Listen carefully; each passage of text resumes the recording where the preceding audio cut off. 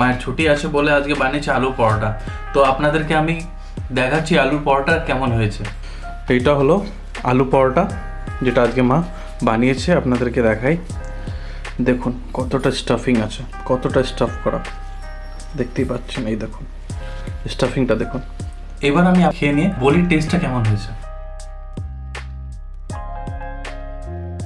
চলুন এবার দেখে নিই রেসিপিটা কেমন করে বানিয়েছে মা। Welcome to iris kitchen. সবাইকে নমস্কার।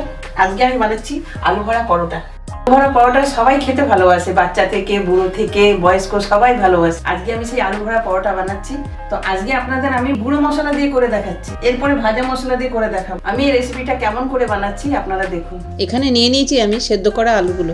এর সঙ্গে নিয়ে নিয়েছি আমি লঙ্কা কুচো, আদা কুচি, ধনে পাতা কুচি, ধনে গুঁড়ো, জিরে গুঁড়ো, লঙ্কা গুঁড়ো। আমি আমটাকে গুঁড়ো করে নিয়েছি। আলুগুলোকে ছুলে নিচ্ছি, এরপর আমি সব মশলা দিয়ে মাখিয়ে নেব।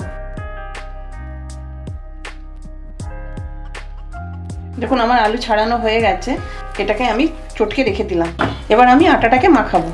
দেখুন আটাটাতে আমি কি কি দিচ্ছি। আমি সামান্য একটু নুন দিলাম। এবার আমি জল দিয়ে সবগুলো মেখে নিচ্ছি।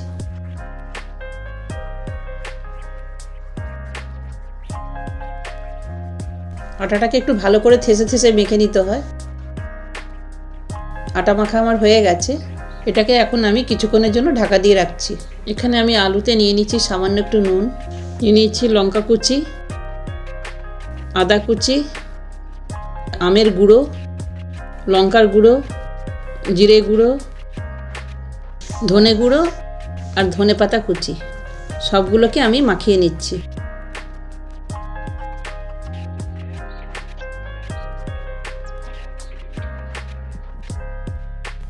আমার মাখানো হয়ে গেছে।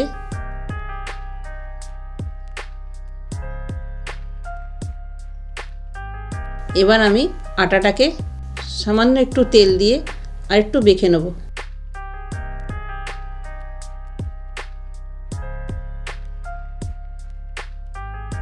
আটাটাকে গোল গোল কেটে নেব।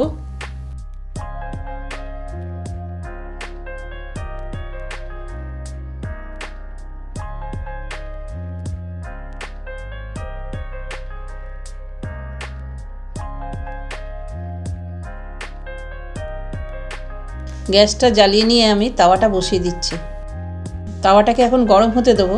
লেচি কাটাগুলোকে গোল গোল রাউন্ড করে নিয়ে, দেখুন আমি কেমনভাবে টুপির মতন করছি, এইরকম রাউন্ড করে নিয়ে এর ভিতরে আলুর পুরটা দিয়ে দিতে হবে।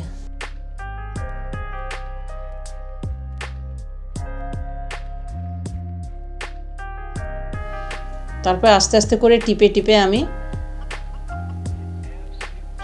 এটাকে গোল রাউন্ড করে দিচ্ছি।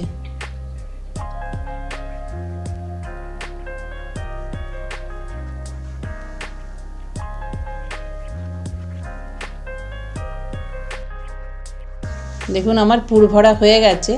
এবার আমি এটাকে শুকনো আটার গুঁড়ো দিয়ে এবার আমি বেলে দেবো। একটু হাত দিয়ে টিপে টিপে একটু গোল করে দিলে এটা ভালো হয়।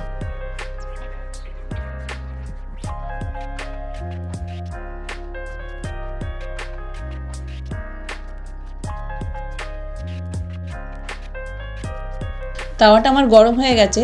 এবার সামান্য একটু আমি রিফাইন তেল দিয়ে দিচ্ছি, দিয়ে এটাকে ভালো করে ব্রাশ করে দিলাম। এবার আমি রুটিটা দিয়ে দিলাম। আমার এক পিঠ হয়ে গেছে।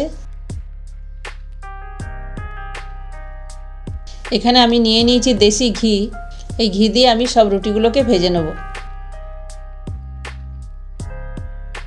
প্রচণ্ড ঠান্ডা পড়েছে এখানে, ঠান্ডার জন্য ঘিটা একদম জমে গেছে। দেখুন আমি কেমন হাতে করে লাগিয়ে দিচ্ছি, আপনারা এইভাবে করে দেবেন।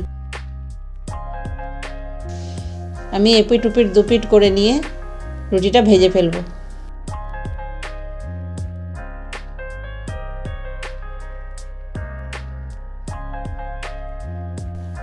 দেখুন আমার এক পিঠ কেমন সুন্দর লাল লাল হয়ে গেছে। অন্য পিঠটাও আমি লাল লাল করে ভেজে নেব।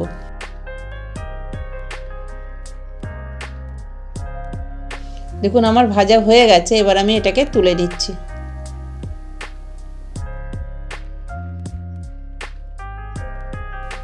এমনি করে আমি সব রুটিগুলোকে বানিয়ে নেব।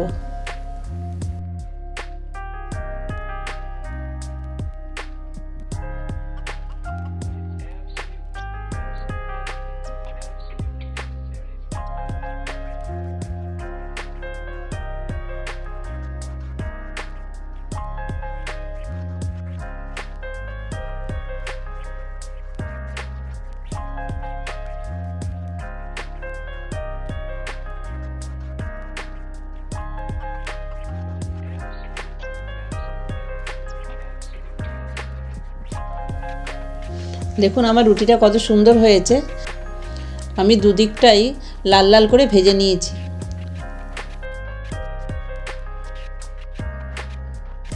আমার সব রুটিগুলো ভাজা হয়ে গেছে।